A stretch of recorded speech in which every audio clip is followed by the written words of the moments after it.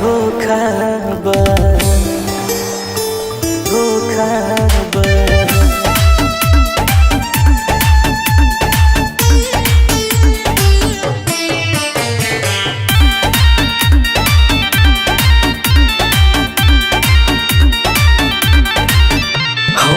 बोले सुधार जाए मौका बा, प्यार न करो खाली धोखा बा। हम बोले सुधार जाए मौका बा, प्यार न करो खाली धोखा बा।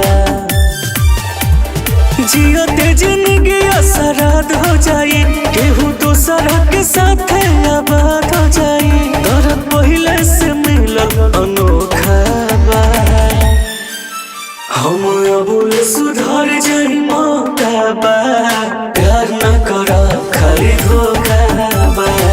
बोले सुधार जाए मौका बा, प्यार न करो खाली धोखा बा।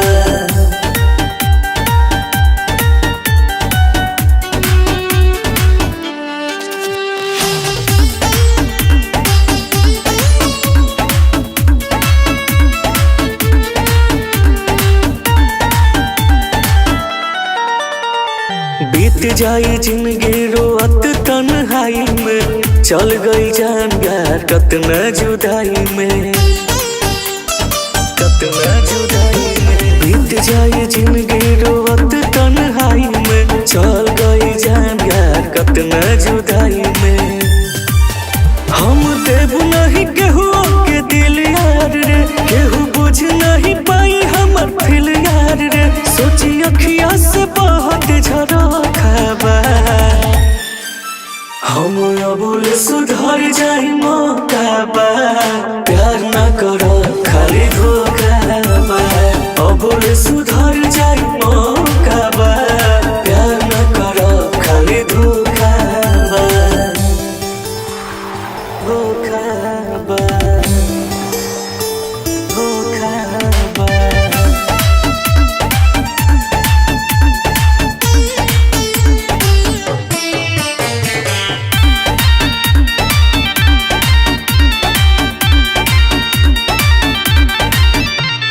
केहू नहीं समझेला मनवा के भावना, बिन सुरीला प्यार भइल बा खिलावाना, भइल बा खिलावाना। केहू नहीं समझेला मनवा के भावना, बिन सुरीला प्यार भइल बा खिलावाना। अब दिलवा लगावे के हिम्मत नहीं खे, इ तो दुनिया में प्यार के कीमत नहीं खे। अब केहू के यार न भरोसा बा। हम बोले सुधार जाए मौका बा, प्यार न करो खाली धोखा बा। बोले सुधार